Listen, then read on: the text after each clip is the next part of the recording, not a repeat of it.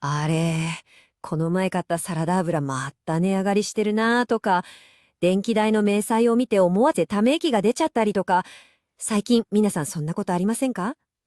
今日はですね、なんかじわじわ値段が上がってるなーっていう感覚が、実は地球の裏側で起きているとてつもなく大きな話とつながっているっていう、その確信に迫っていきたいと思います。ええ、そうなんです。なんだか家計をじわーっと圧迫してくる食費とか光熱費、ガソリンスタンドで給油するたびに、うわ、また上がってるって感じるあの感覚。それ決して気のせいなんかじゃないんですよ。これは今、多くの人がリアルに感じ始めている現実の始まりなんです。じゃあその原因って一体どこにあるんでしょうか？そのヒントがですね、ニューヨークタイムズのあるちょっと驚きの報告にあるんです。イランをたった5万の軍隊で占領するどころか、維持することさえ不可能だ。これが今日の話の出発点です。一見すると僕たちの生活とは全く関係なさそうなこの言葉が、どうして僕たちの財布の中身につながってくるのか、これからその謎を解き明かしていきます。さて、ここからが本題です。その鍵を握っているのが、イランという国が持っている地理的な重要性、そして日本の経済にとって文字通り生命線と言ってもいい、ある海峡の存在なんですね。それがこのホルムズ海峡です。イランのすぐ隣にある世界で最も重要な海の通り道の一つですね。見た目はただの海峡なんですけど、実はここが日本のエネルギーの未来、そして僕たちの暮らしそのものを大きく左右する場所なんです。なぜかというと、日本が輸入している原油のうち、なんと実に9割近くが、このたった一つのホルムズ海峡を通ってきているからなんです。9割ですよ。いや、これとんでもない数字だと思いませんか？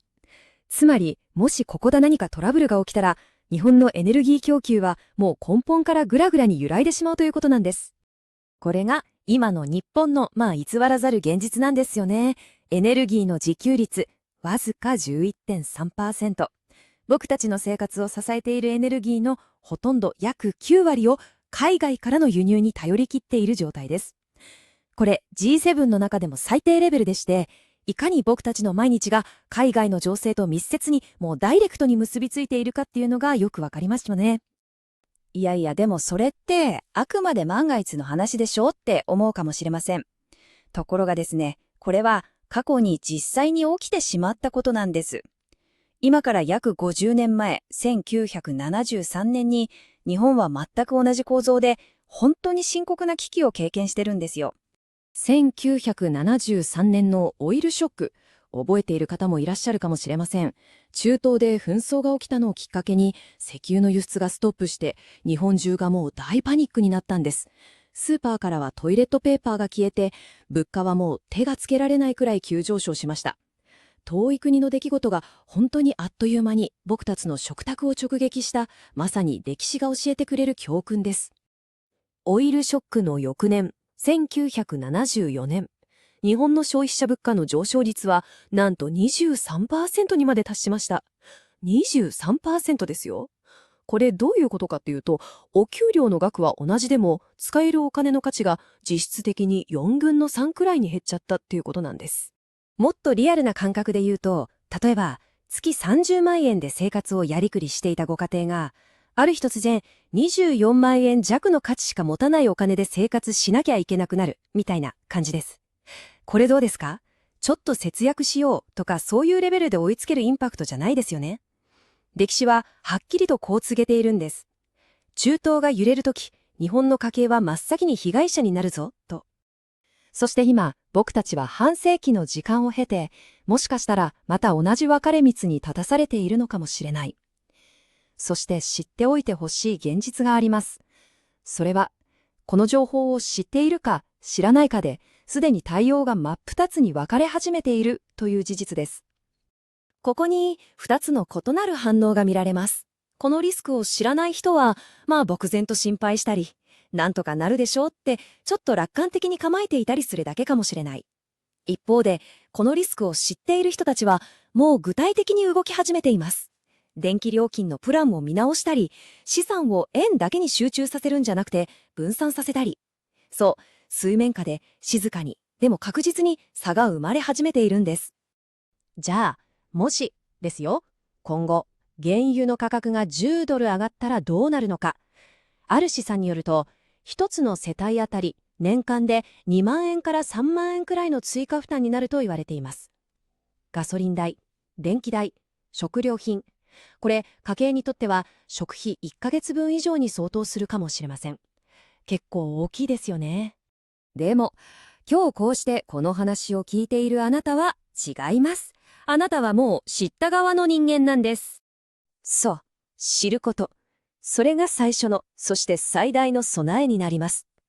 じゃあ具体的に何をすればいいのか。大丈夫、心配いりません。完璧な備えなんて必要ないんです。今日からできる、すっごくシンプルな最初の一歩を3つ提案させてください。投資の神様、ウォーレン・バフェットもこんなことを言ってるんですよね。不確実性をなくすことはできない。だけど、それに備えることはできる。まさに今のこの状況にぴったりの言葉だと思いませんか？では、その備えの第一歩。まず一つ目。ご家庭の電力プランをちょっと見直して、料金が固定できるプランがないか確認してみる。次に二つ目。もし余裕があれば、資産の一部を円以外の価値、例えば外貨とかそういうものに分散させることを考えてみる。そして最後、三つ目。今すぐスマホのメモ帳にこう書き留めてみてください。今月確認すること。電力プラン、資産のバランス。たったこれだけです。これだけでもあなたの意識と行動は昨日までとは確実に変わってきますから。結局のところ、僕たちにとっての最大の防御策は、知っているということ。これに尽きるんです。知識は漠然とした不安を減らして、未来の選択肢を増やしてくれる、本当に大きな力になります。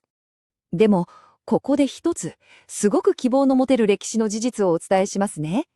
1973年のあのオイルショックの後、日本は国を挙げて省エネに取り組みました。その結果、世界で最もエネルギー効率の良い国へと生まれ変わったんです。危機は知っている人にとっては変化と成長のきっかけ、スイッチになるんですよね。はい、というわけで今日のまとめです。まず、あなたの家計は遠い中東の情勢と確かにつながっています。そして歴史がそのリスクは本物だと証明しています。でも大丈夫。シンプルな備えをするだけであなたの選択肢は大きく広がります。そして何よりあなたとあなたの大切な家族を守るための第一歩はいつだって知ることなんです。1973年を経験した人々は口を揃えてこう言います。あの時、もっと早く知っていたら、と。知っていた人と知らなかった人、その運命の分かれ道はまさに今日ここにあります。さて、あなたはどちらでいますか？